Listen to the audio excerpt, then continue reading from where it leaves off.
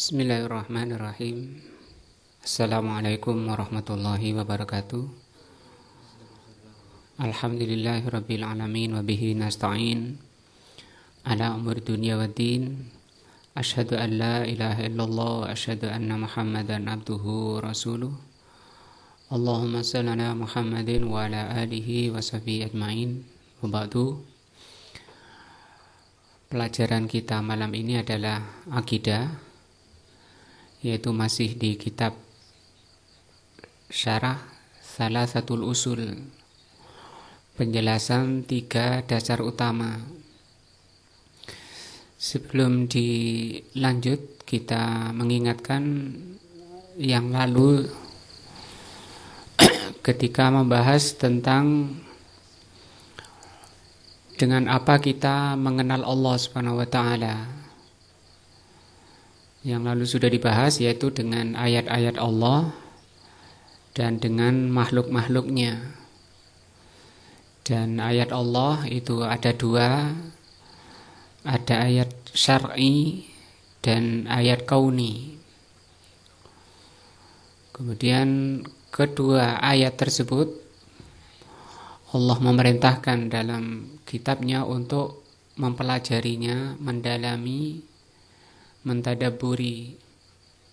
Allah mencela dalam beberapa ayatnya orang-orang yang tidak mau mempelajari ayat-ayat Allah, baik ayat kauni maupun ayat syar'i. Seperti firman Allah, afala yatadabbarunal Qur'an am ala qulubin aqfaluha. Apakah mereka tidak mau mentadabburi Al-Qur'an? Mentadabburi artinya memahami dari awal ayat sampai akhir ayat. Atau memang hati kalian sudah buta, kata Allah. Celaan dari Allah bagi orang-orang yang tidak mau mempelajari Al-Quran, mempelajari tafsir Al-Quran. Hal itu karena Al-Quran itu baru bisa menjadi hidayah, menjadi penerang hidup kalau difahami maknanya. Demikian juga celaan Allah terhadap orang yang tidak mau mentadaburi ayat-ayat kauni, seperti firman Allah, afala yanzuruna ilal ibili kaifa khuliqat. Apakah mereka tidak melihat bagaimana unta-unta itu dicipta? Wa ilas sama'i kaifa rufi'at, bagaimana langit diangkat. Nah, di surat Qaf, saya ulang, yang lalu sudah dibaca ayat ini agar lebih menguatkan lagi hati kita, agar benar-benar membekas dalam hati kita, karena ini merupakan ilmu dan merupakan cahaya, agar hati itu menjadi terang, bercahaya dengan ilmu. Allah berfirman, wal arda madadnaha. Demikian pula bumi yang kami hamparkan. Di sini perkataan madadna, kami hamparkan. Khilaf para ulama tentang hamparan ini, ada yang mengatakan bulat, ada yang mengatakan terhampar seperti tikar ini. Wa alqaina fiha rawasiya, dan kami di sini kami pancangkan di atasnya, di atas bumi itu gunung-gunung yang kokoh. Wa ambatna fiha, dan kami tumbuhkan di atas bumi itu berbagai jenis tumbuhan yang indah. Min kulli zaujin bahij. Apa tujuan Allah berbuat seperti ini? Menghamparkan bumi, menancapkan gunung-gunung. Dan apa tujuan Allah menumbuhkan tumbuh-tumbuhan? Di ayat 8 Allah terangkan tafsirotan, untuk menjadi pelajaran. Berarti ini kan materi pelajaran. Dan ini ayat-ayat Allah yang disebut ayat kauni. Agar manusia mau menjadikan ini semua pelajaran. Tadi ayatnya diterangkan, disebutkan awal bahwa Allah mencela orang-orang yang tidak mau mempelajari ayat-ayat kauni tersebut. Untuk menjadi tafsirah, tafsirah ini pelajaran yang mendalam. Pelajaran di sini berarti orang untuk bisa mempelajari itu dengan berpikir, yang disebut dengan tafakkur. Maka tafakkur itu artinya menambah ilmu dengan mempelajari ayat-ayat Allah itu dengan mendalam, yang disebut dengan tafsirah. Wa dzikra, kalau di sini diartikan dan pengingat.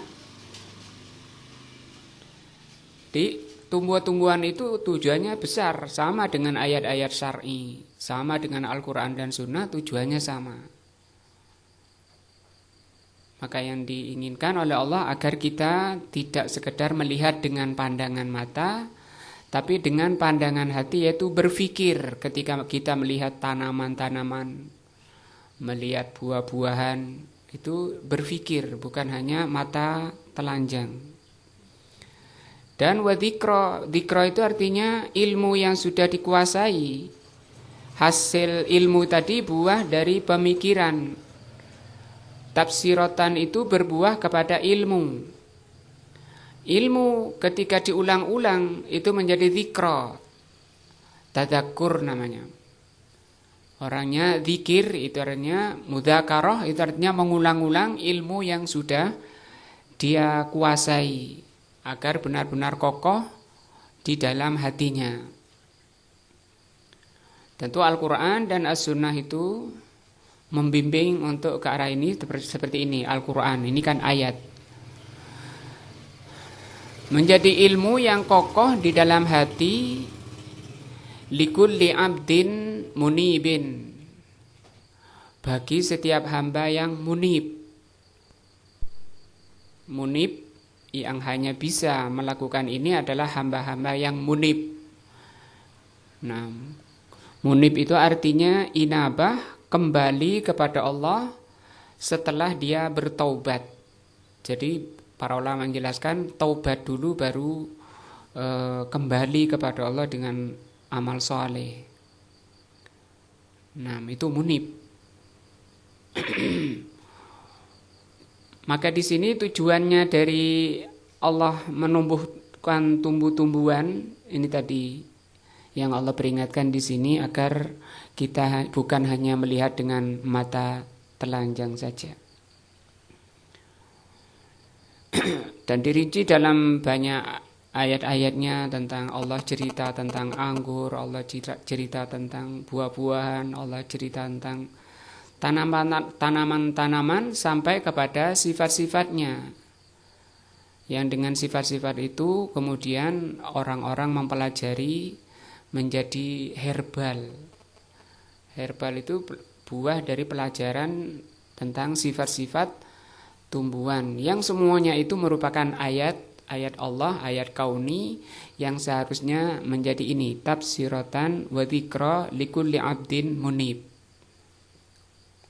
Setiap kita mestinya harus seperti ini, terutama orang-orang yang munib ya. Munib itu kembali kepada Allah dengan baik maksudnya.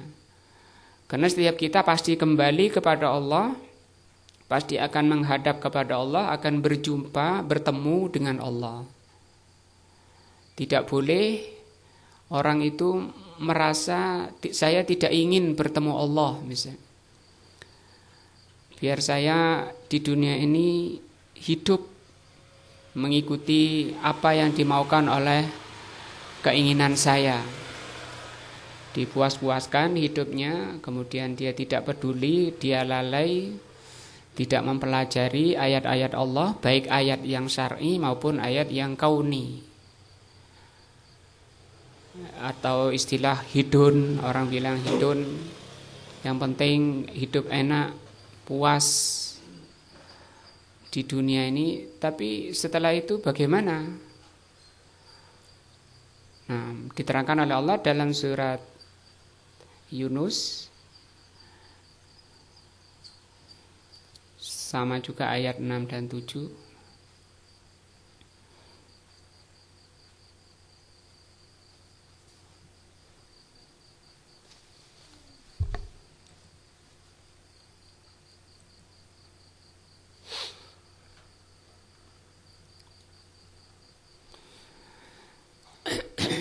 Innalladzina la yarjuna liqa'ana, kata Allah, sesungguhnya orang-orang yang tidak ingin berjumpa kami. Jadi orang itu ingin maupun tidak pasti berjumpa dengan Allah. Tapi masalahnya orang-orang yang tidak mempersiapkan diri untuk menghadap Allah. Artinya kalau mau diterjemah dengan pemahaman di sini, sesungguhnya orang-orang yang tidak menginginkan berjumpa kami, tidak mempersiapkan diri berjumpa dengan kami, waradu bil hayatid dunya, dan dia ridho dengan kehidupan dunia, watma'annu biha, dan tenang dengan dunia, walladzina hum an ayatina ghafilun, dan orang-orang yang terhadap ayat-ayat kami itu lalai. Jadi ayat 2 ya, syar'i maupun kauni ya. Tidak mau belajar Al-Quran, demikian juga melihat tanaman-tanaman itu hanya dengan mata kepala. Tidak mau apa tadi, tafsirah, tidak mau berpikir. Berpikir di situ ketika kita melihat tanaman-tanaman itu, kalau kita lihat tafsir dari ayat tadi, surat Qaf tadi itu artinya memindah dari apa yang didalami oleh mata, kemudian oleh akal, itu dipindah ke hati. Dipindah ke hati sehingga membuahkan di sana ilmu. Betapa Allah itu maha alim, maha bisa. Kemudian betapa Allah itu kudroh, maha kuasa, maha bisa, maha mampu. Itu semua sifat dan nama-nama Allah padanya. Artinya Allah memberitahu, mengenalkan diri. Allah itu mengenalkan dirinya lewat misalnya tumbuh-tumbuhan tadi, misalnya lombok misalnya. Dan di situ lombok, kalau mau kita dalami sekedar lombok ataupun tomat ya, banyak sekali keagungan-keagungan, keajaiban-keajaiban yang menyebabkan kita ini benar-benar mengagungkan Allah, sehingga terucap dari lisannya, yang keluar dari hatinya, subhanallah, masya Allah, kita ini sangat lemah, dan seterusnya. Ini buah dari ayat-ayat kami. Sesungguhnya orang-orang yang tidak mempersiapkan diri berjumpa dengan kami, dia ridho dengan kehidupan dunia, tenang dengan kehidupan dunia, sementara mereka lalai dari ayat-ayat kami. Nah, mughafilun, tidak belajar Al-Quran dan tidak mempelajari ayat-ayat kauni. Apa kata Allah? Ulaika ma'wahum annar. Tempat mereka itu adalah neraka. Kan bahaya. Siap maupun tidak siap, harus siap. Karena ketika tidak mempersiapkan diri, ketika orang itu lalai, bahaya. Bahaya yang akan dihadapi bima kanu yaksibun. Nah, contoh di sini, kalau tadi contoh di surat Al-Waqi'ah ayat 71,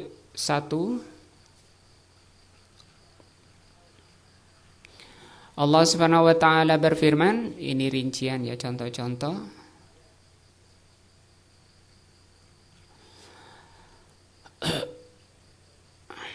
Afara'aitumun nar allati turun, kata Allah. Apakah kamu memperhatikan api yang kamu nyalakan. Ini contoh ya. Setelah Allah menjelaskan tentang pertanian dia ya di awal ayat-ayat sebelumnya. Apa itu Allah menjelaskan pertanian, Allah menjelaskan air, setelah itu Allah menjelaskan api. Nah, betapa api ini juga ayat-ayat Allah. Nah, ayat kauni yang kamu nyalakan. Kamu nyalakan di sini memang Allah mewujudkan, menciptakan api itu. Kata Allah di sini di ayat 72, "A'antum ansa'tum sajarataha am nahnul munsiun?" Apakah kamu yang menumbuhkan kayunya atau kami yang menumbuhkan? Kok kayu di sini kok bukan lainnya misalnya. Ini asal dari penyimpanan api itu di kayu. Jadi dulu orang-orang Arab biasanya juga kalau mau membuat api itu kayu digosokkan. Kayu digosok-gosokkan kemudian terpercik api. Dan di situ karena memang di antara rahmat Allah dan kasih sayang Allah pada hambanya ini diterangkan oleh Al-Imam Ibnul Qayyim dalam kitab Miftah Darus Sa'adah bahwa api itu oleh Allah disimpan di kayu-kayu atau di benda-benda lainnya tersimpan di situ. Kalau zaman kita sekarang tersimpan di korek itu. Nah, korek itu tempat penyimpanan api. Bagaimana kata Allah kalau api itu disamakan dengan udara? Dengan angin, apa yang akan terjadi? Coba udara, siapa yang bisa nahan udara? Siapa yang bisa? Kalau kemudian api itu seperti udara, ya hanguslah semuanya, akan terbakar semuanya. Tapi oleh Allah Subhanahu wa taala api itu disimpan di kayu-kayu, kemudian bisa dikeluarkan oleh manusia kapan dibutuhkan sesuai dengan kebutuhannya. Di dalam kitab Miftah Darus Sa'adah diterangkan secara rinci manfaat api secara umum. Nah, mulai untuk memanasi, untuk menerangi dan seterusnya. Tapi bukan hanya itu, di sini Allah katakan nahnu ja'alnaha, kami yang telah menjadikan api dan pohonnya itu dan kayunya itu. Dan kami yang menjadikan kayu itu sebagai tempat menyimpan api. Nah, nahnu ja'alnaha kata Allah, kami yang menjadikan, bukan selainnya. Untuk apa kata Allah? Di sini pelajarannya tadzkiratan. Sebagai apa? Peringatan. Agar manusia ingat. Kalau di sini ingat kepada Allah boleh, dan ingat kepada api itu boleh. Kita takut kepada Allah itu wajib, dan juga takut kepada api juga perintah dari Allah. Fattakun nar kata Allah. Takutlah kalian kepada api. Nah, alladzi waquduhan nas wal hijarah, yang bahan bakar api neraka itu adalah manusia dan batu. Dan ini tadzkirah. Tadzkirah itu peringatan agar manusia selalu ingat. Ingat dengan api, apalagi di surat Al-Lail Allah katakan fa'andzartukum naran taladza, aku peringatkan kalian dengan api yang menyala-nyala. Api neraka yang Allah lipat gandakan 70 kali dari panasnya api dunia ini. Nah, maka kelalaian tadi membahayakan, orang itu rawan menjadi bahan bakar neraka. Maka di sini Allah jadikan api seperti itu sebagai tadzkirah. Nah, apalagi seperti menjadi kebiasaan orang kalau kita tanya, kenapa hewan itu tidak masak? Begitu diberi daging ya mentah-mentah gitu aja, sayur ya mentah-mentah dimakan ya. Artinya selain manusia itu tidak perlu apa? Api. tidak perlu masak. Kenapa manusia yang masak? Nah, kenapa manusia butuh api? Nah, di situ pelajarannya diterangkan oleh beliau Al-Imam Ibnul Qayyim.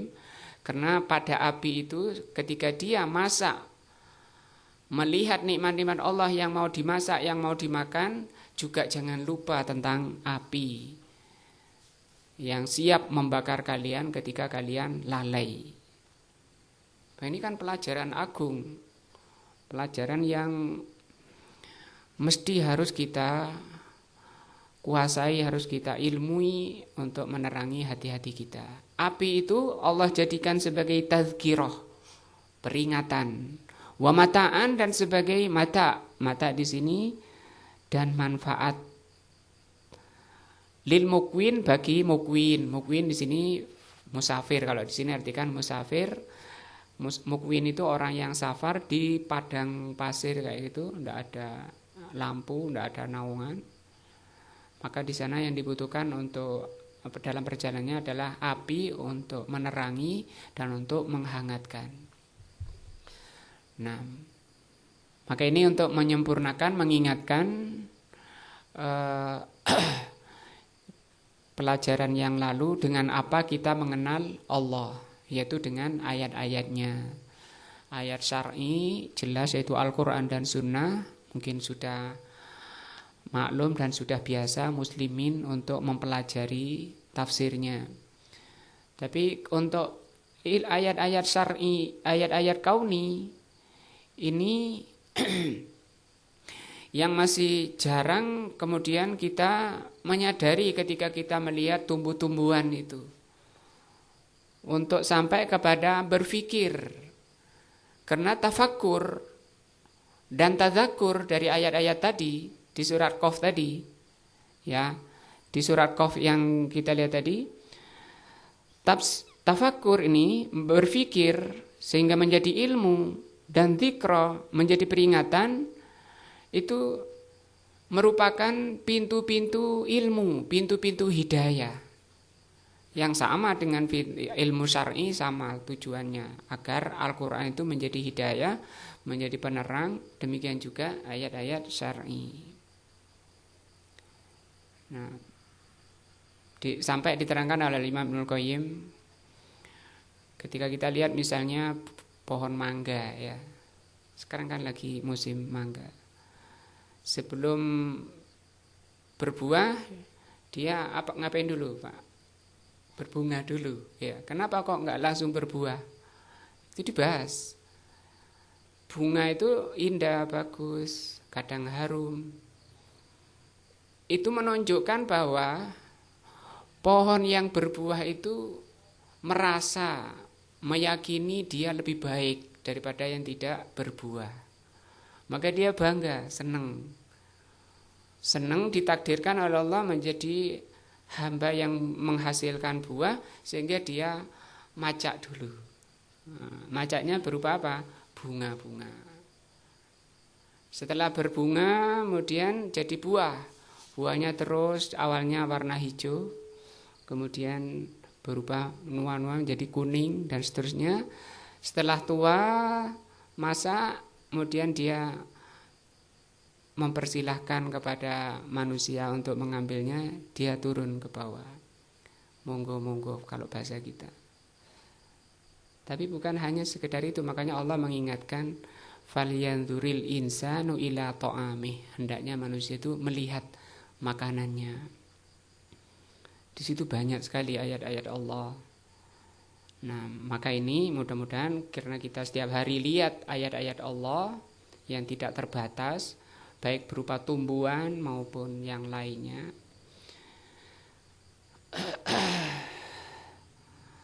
tujuannya sama, sebagai ilmu dan peringatan bagi hamba-hamba yang ingin kembali kepada Allah Subhanahu wa taala dengan baik, yang disebut dengan abdin munib. Nah, kita kembali ke pelajarannya, kitabnya. Ini lanjutnya setelah kita belajar tentang dengan apa kita mengenal Rob. Ya, sudah dilewati. Sekarang lanjutnya halaman 51, kata beliau, "War-Rabbu huwal ma'bud." Rob Rob itu artinya apa dulu? Pencipta, pemilik, dan pengurus, atau yang mencukupi, itu Rob. Huwa, Rob itu al-ma'bud. Al-ma'bud artinya yang diibadahi. Di sini diterangkan yasirul muallifu rahimahullah ta'ala ila qaulihi ta'ala, ila qaulihi azza wa jal, bahwa Allah ini sebagai ma'bud, sebagai yang diibadahi. Rabb itu adalah yang diibadahi berdasarkan firman Allah. Nah, inna rabbakum, sesungguhnya Rabb kalian adalah Allah. Ya, ini maknanya Rabb, Mas Yan. Sesungguhnya Rabb kamu itu adalah Allah. Alladzi khalaqas samawati wal arda, yang telah menciptakan langit dan bumi. Fi sittati ayyamin, selama 6 hari. Tsumma stawa 'alal arsy, kemudian Allah itu istiwa di atas arsy, berada di atas arsy, tinggi di atas arsy. Ini sebagai dalil bahwa Allah itu di atas. Tidak boleh meyakini atau memahami bahwa Allah itu di mana-mana. Itu keyakinan kufur, bertentangan dengan ayat ini.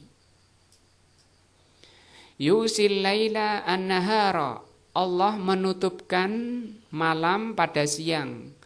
Yatlubuhu hasisan, dengan cepat. Wasyamsa wal qamara, Allah juga yang telah menciptakan matahari dan bulan. Wan nujuma, dan bintang-bintang. Musakhkharatin bi amrihi. Nah, menciptakan bintang-bintang yang semua dikendalikan oleh perintah Allah Subhanahu wa taala. Tunduk kepada perintah Allah. Semua tadi, mulai langit, bumi sampai bintang, tunduk kepada perintah Allah. Ala lahul khalqu, ketahuilah hanya Allah yang mencipta, wal amru, dan yang memerintah. Nah, di antara perintahnya adalah kamu ibadah pada Allah. Kenapa? Karena Allah yang mencipta. Ringan, artinya sederhana. Ketika kita ditanya, kenapa kamu menyembah Allah, beribadah pada Allah? Karena Allah yang mencipta. Karena Allah itu Rabb. Mana dalilnya ini? Innallaha rabbuk. Inna rabbakum Allah. Sesungguhnya Rabb kamu Allah. Nah, Rabb itu apa? Ini yang mencipta langit, bumi, dan seterusnya sampai bintang-bintang. Maka di sini hanya hak Allah mencipta itu dan memerintah.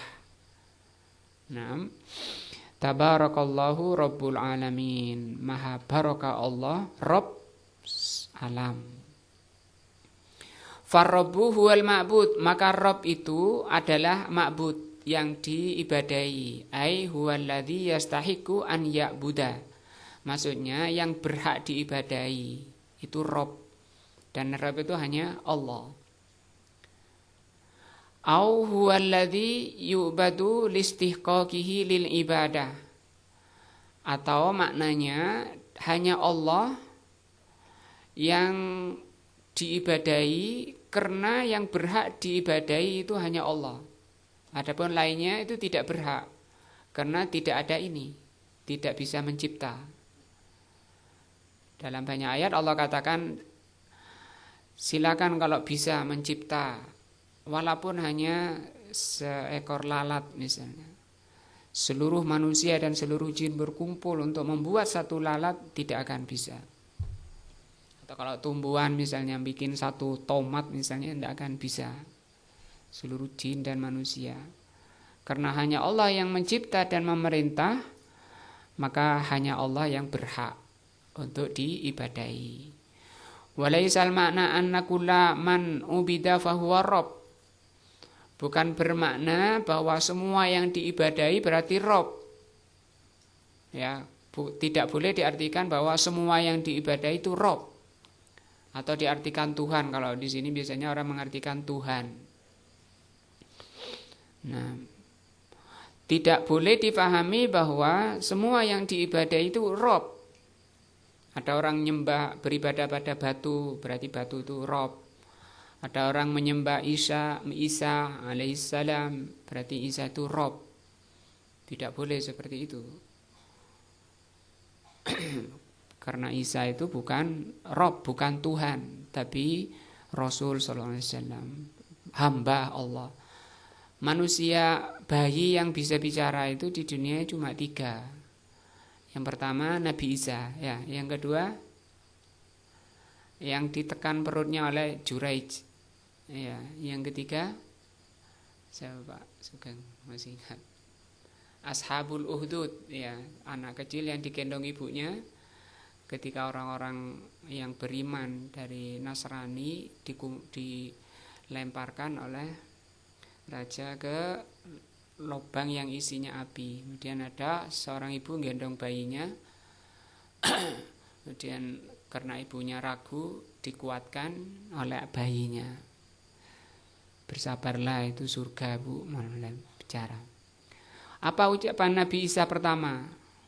Pertama yang diucapkan oleh Nabi Isa apa? Ucapan pertamanya. Dek Putra, ingat ucapan pertamanya. Apa? Ini Abdullah. Sesungguhnya saya ini adalah hamba Allah, bukan Tuhan. Itu membantah malah orang-orang yang mengatakan Isa itu putra Allah. Yang benar perkataan Isa pertama, Nabi Isa pertama, ucapan pertamanya ini Abdullah. Ataniyal kitaba wa ja'alani nabiyya. Diberikan kepadaku kitab, yaitu Injil, dan Allah menjadikan aku sebagai nabi. Fal alihatu, maka Tuhan-Tuhan, sesembahan-sesembahan, alladzi tu'bad min dunillah, yang diibadahi dari selain Allah, wattikhaduha ubaduha arbaban min dunillah laisat arbaban, yang dijadikan oleh penyembahnya sebagai Tuhan-Tuhan selain Allah, mereka itu bukan Rob. Nabi Isa bisa bikin apa? Tidak bisa. Malaikat juga tidak bisa. Mencipta itu tidak bisa. Warab, maka Rob itu adalah al-khaliq, al-malik, al-mudabbir li jami'il umur. Rob itu artinya pencipta, pemilik, pengurus semua urusan. Nah, maka karena inilah Allah itu yang berhak diibadahi. Wadalilu, dalil bahwa Rob itu maknanya al-ma'bud. Nah, di sini artinya dalil bahwa Rob itu yang berhak diibadahi, ya.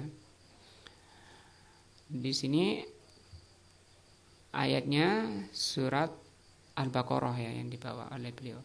Qauluhu ta'ala ya ayyuhan nasu, wahai manusia, ubudu, ibadailah rabbukum, rabbakum, ibadailah Rabb kamu, alladzi khalaqakum, yang telah mencipta kamu. Artinya jangan ibadah kepada yang tidak mencipta kamu. Walladzina min qablikum, dan yang telah mencipta orang-orang sebelum kamu, la'allakum tattaqun, agar kamu bertakwa. Alladzi ja'ala lakumul arda firasyan, ya. Alladzi ja'ala lakum al-arda firasyan, yang telah menjadikan untuk kamu bumi itu firasyan. Di sini juga diartikan terhampar. Kalau tadi surat Qaf madada.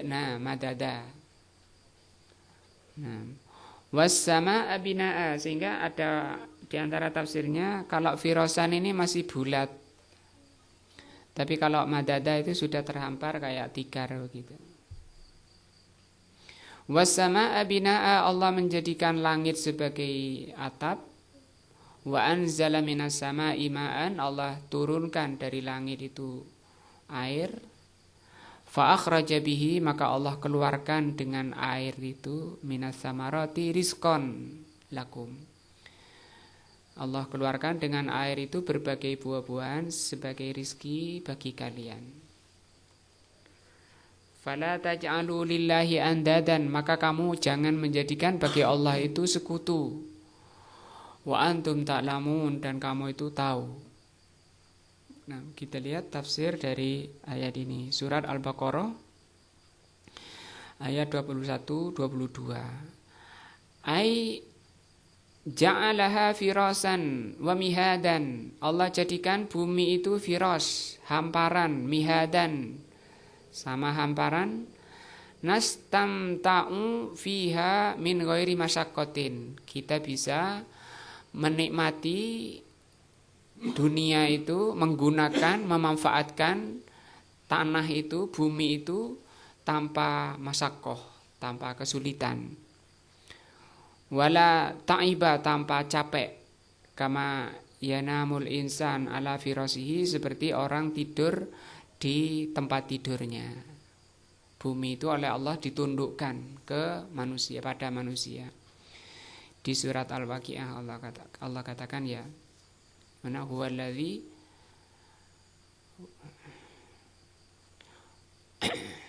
apa sama ini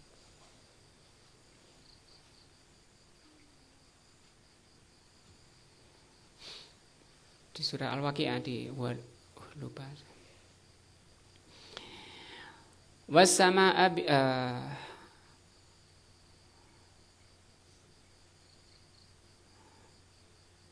Wasama'a binaan, dan langit menjadi atap, ai fawqona, maksudnya langit itu di atas kita. Li'annal bina, karena bangunan, yasiru fawqas sama, atau atap itu ada di atas langit.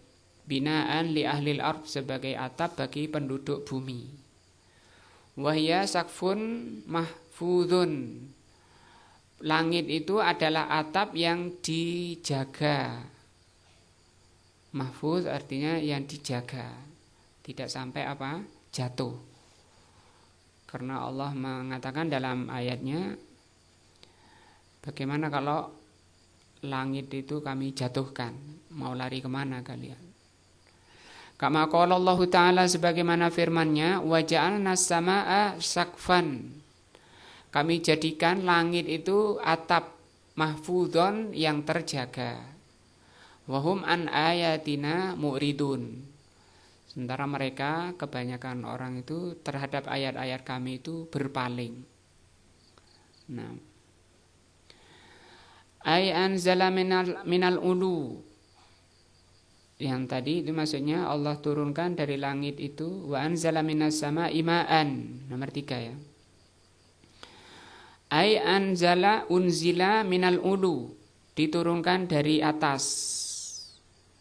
Karena sama itu secara bahasa yang di atas. Misalnya ini juga boleh secara bahasa itu atap. Atap ini secara bahasa boleh dikatakan sama.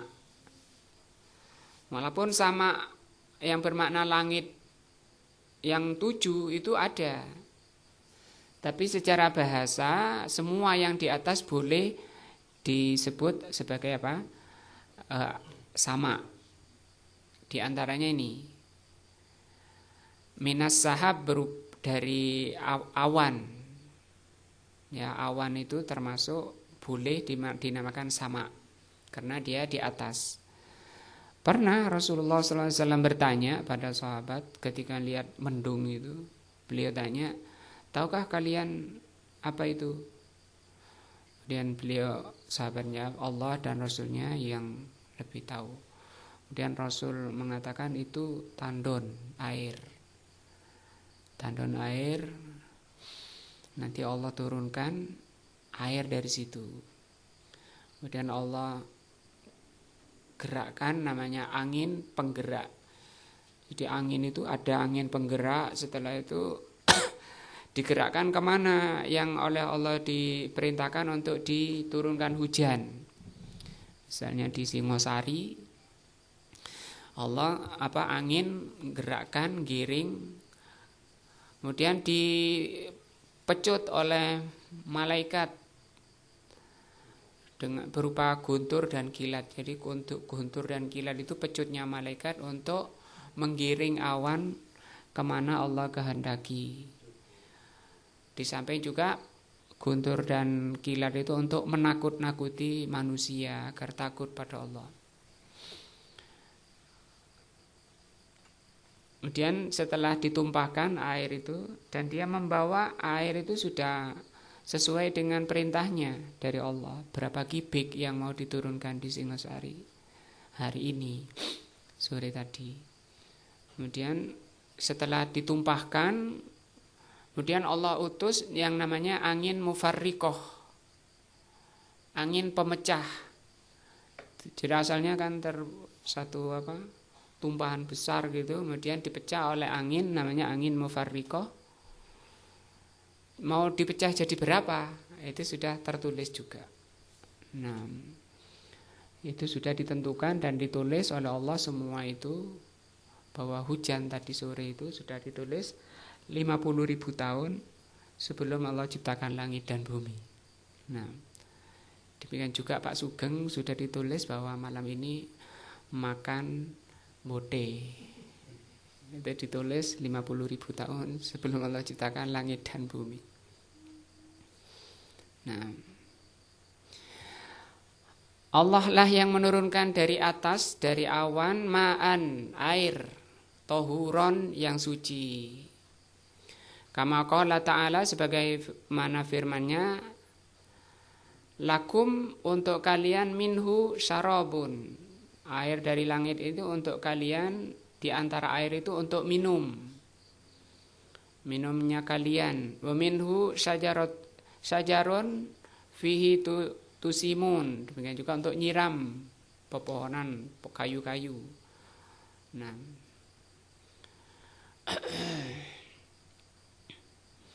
mata'an lakum wa li'an'amikum, ini surat An-Nazi'at. Ini yang keempat. Apa yang keempat tadi? Rizkon lakum, sebagai rizki bagi kalian. Nah, yang Allah turunkan, kemudian Allah tumbuhkan tumbuh-tumbuhan, ya. Dari situ, kalau kita lihat tomat tadi ya, orang itu naruh biji, namanya biji tomat, kemudian ditutup oleh tanah, kemudian sudah orangnya pulang. Nah, yang berbuah di situ mulai menumbuhkan sampai berbuah, itu mutlak itu perbuatan siapa? Allah. Manusia sudah tidak bisa berbuat apa-apa, cuma naruh saja biji. Kemudian sebentar lagi sampai tua, kemudian mati pohonnya, nanam lagi di situ dengan umur pendek. Kenapa umurnya pendek, enggak panjang? Itu juga nasihat dari Allah bahwa kalian itu sebentar lagi mati. Ingat bahwa kamu ini seperti tomat ini berulang-ulang dengan cepat agar kalian selalu ingat gitu. Selalu ingat bahwa kalian akan hidup ya. Sekarang orang lihat tomat bagus, seneng. Seperti kalau orang lihat kalian ganteng. Nah, orang kagum padahal, tapi sebentar lagi keriput-keriput hilang gantengnya. Yang perempuan hilang cantiknya, yang tua hilang gantengnya. Nah, mati. Nah, itu maksudnya kalau tomat itu tersisa untuk ditanam lagi apanya? Bijinya. Kalau manusia tersisa di belakang tulang punggung paling bawah yang disebut danab, itu sebagai bijinya, nanti itu yang akan dibangkitkan. Itu yang nanti akan kena ketika malaikat Israfil meniup trompetnya, kemudian akan turun itu ruh seperti hujan, ruhnya masing-masing akan menemui danab tadi, bijinya itu tadi, dan tumbuh. Seperti kalau kalian lihat tumbuh-tumbuhan ketika kalian nanam tomat, ketika kalian nanam lombok dan seterusnya. Maka lombok tomat yang kalian tanam itu pelajaran. Semua ayat-ayat kalian itu seperti itu, akan mati. Nah, maka orang paling cerdas, kata Rasul sallallahu alaihi wasallam, orang yang paling banyak mengingat kematiannya dan mempersiapkan diri untuk menghadapi kematiannya. Nah, Allah mencela tadi orang yang tidak mau berjumpa dengan Allah, orang-orang yang lalai dari ayat-ayat Allah. Apa ancamannya? Tempat mereka adalah neraka jahanam.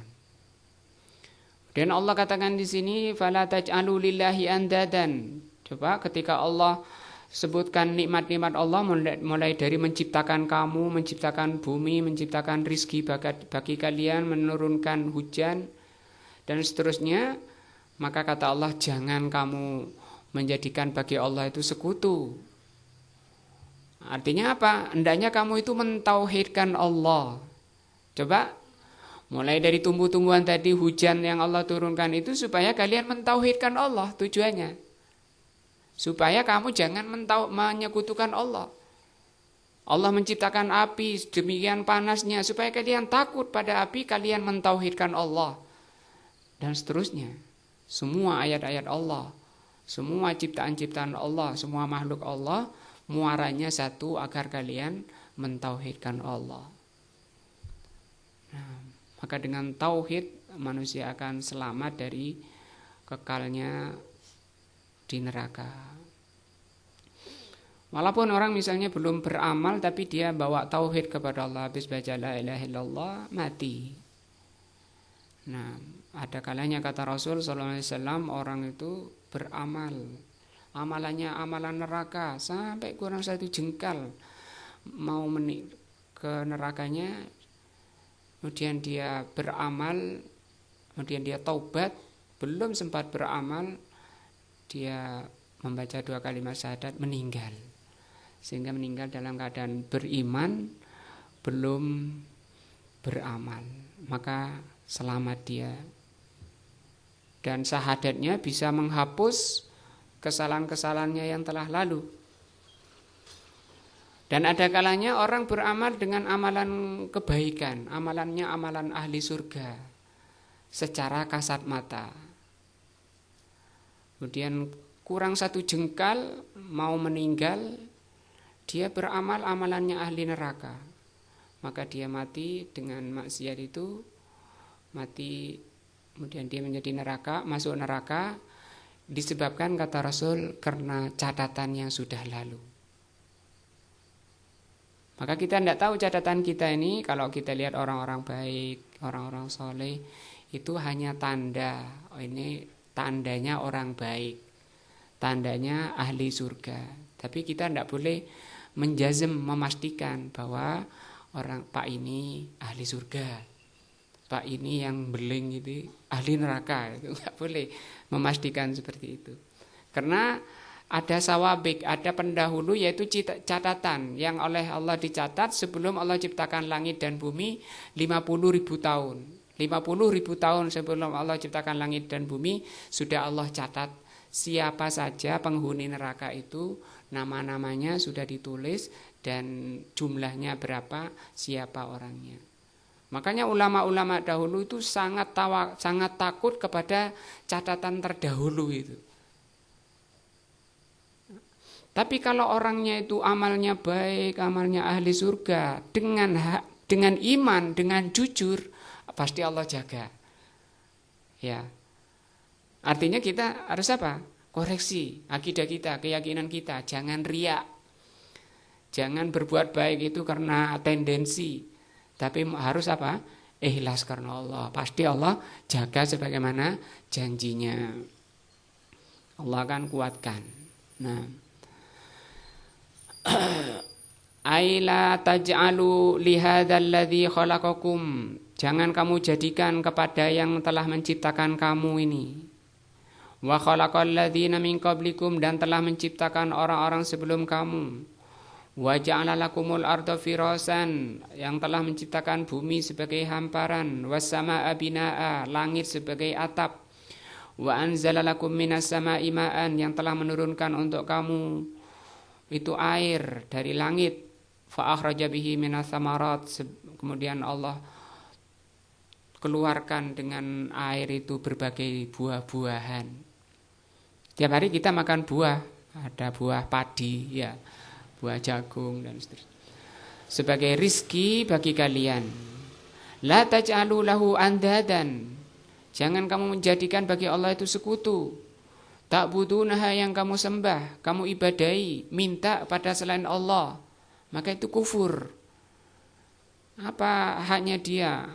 Apa kemampuannya dia? Karena orang yang minta pada selain Allah itu didorong oleh keyakinan, oleh akidah yang batil, yaitu meyakini bahwa yang dimintai itu bisa berbuat di alam nyata ini.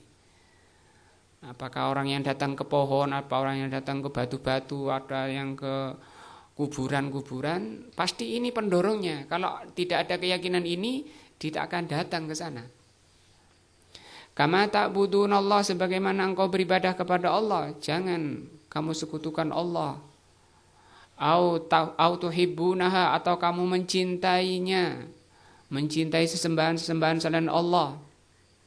Kama tuhibbunallah, seperti engkau mencintai Allah.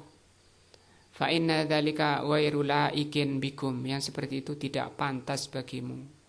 La aklan wala syar'an, baik secara akal maupun secara syar'i. Wa antum ta'lamun, kata Allah. Ai ta'lamuna annahu la nidda lahu. Maksudnya kamu tahu bahwa Allah itu tidak mempunyai sekutu. Allah itu bersih dari aib, dari kurang.